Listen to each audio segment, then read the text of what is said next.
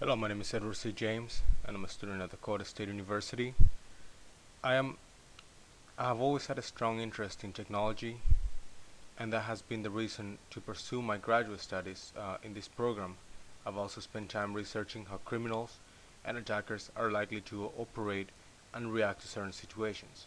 I've spent a more significant amount of time in the psychological analysis of criminals, but that's not to say that I have neglected the technological aspect of such minds. I've experienced in criminal justice since I used to work for the Department of Justice for about 3 years. In addition, I perform wireless research, testing, and proposition for repairs for Spring Wireless for over 2 years. With this in mind, I've conducted a research on wireless offenses that are likely to occur at the small scale and enterprise level. My research takes off by introducing the simplest attacks, which consist of attacking open networks. It may sound very logical. The security implementation of security networks is a must, but due to the lack of security awareness and simplicity of wireless devices, wireless networks are likely to go unprotected. For example, certain wireless routers and access points are likely to be plug-and-play type of setup. Wireless security is an added benefit that must be configured in place. In other words, people connect the wireless routers or access points, and if it works, they simply let it run without worrying about any additional configurations.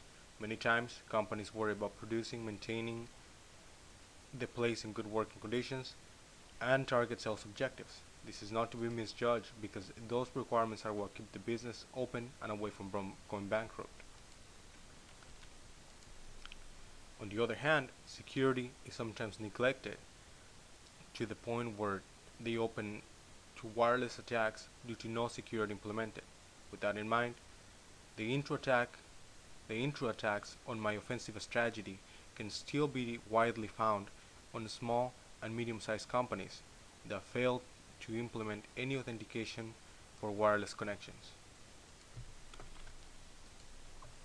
My research follows another common misconception on setting up wireless security.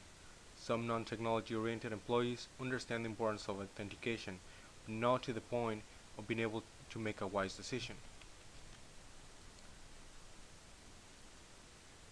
TJ Maxx is a good example of failure to authenticate proper encryption. They were the victims of a cafe latte attack. Such attack is named after the tragedy of sitting at the coffee shop and eavesdrop against Wi-Fi connections with, with web encryption in place. In the case of TJ Maxx, the wireless scanners for credit cards were transmitting the data via web encryption, and an attacker most unlikely sent a deauthentication packet against one of the wireless scanners and then had it connect to the attacker's machine and then proceeded to sniff all the credit card information and passed it to the access point, successfully orchestrating a man-in-the-middle attack and stealing all the credit card information transmitted by the eavesdrop machine. Web is not a strong form of securing a system. With the technique employed in my research, anyone has the potential to infiltrate and man in the middle against a web wireless router or access point in 5 minutes or less. All that is truly needed is an internal wireless card, external wireless card, and well-equipped operating systems such as Backtrack 5, and preferably a laptop for better mobility. People have the misconception of believing that distance is a limitation, but with the right antennas installed, distance becomes a limitation based on imagination and budget, of course. I personally walked around my apartment complex and found more than half of the wireless networks to be open or web encryption. Some have managed to hide the SSIDs, possibly thinking that this is the safest form of security, but this technique can easily be defeated with readily available tools such as Kismet and AirCrack NG. Also, others have MAC address filtering, but even though MAC address filtering is extremely effective on a physical connection, it is easily sniffed with Wireshark and and therefore provides a false sense of security.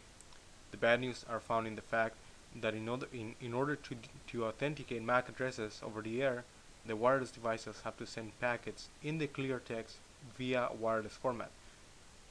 Packets can be easily sniffed with tools such as Wireshark.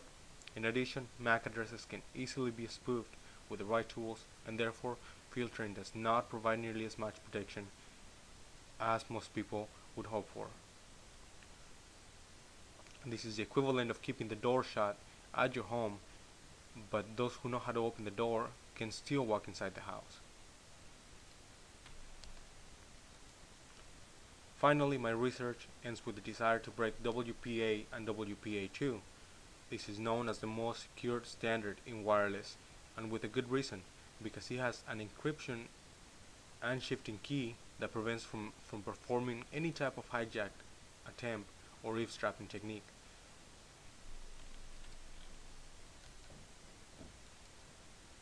The only real way to break WPA and WPA2 keys is to sniff it and attempt to brute force it with a dictionary attack. With such level of security, people are as vulnerable as the complexity of their passwords. Such vulnerability is the reason why people should never use the names of relatives, pets, artists, objects, events, birth dates, memorable events, colors, or anything that is a simple word. Instead, people should use words that nearly make no sense and include a combination of numbers, lowercase letters, uppercase letters, and characters. A good example of a weak password would be Mexican food. This might be the manager's favorite food style, but it's likely to be found on a hacker's dictionary. A good example of a strong password would be TH3 capital B 14 bracket KCR0W. This is for Black Crow. This might be the animal from a movie, but includes uppercase, lowercase, numbers, and special characters. It is unlikely to appear in the dictionary attack, and by the time the attacker discovers it, the network might no longer be in place, or will probably have changed.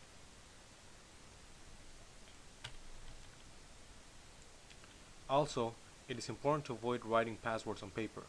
If one is unable to memorize passwords, or has so many that they become unmanageable, one may use a password vault or any tool that help us keep track of passwords. There are applications that serve such functionality on the iTunes market, Android market, and BlackBerry market.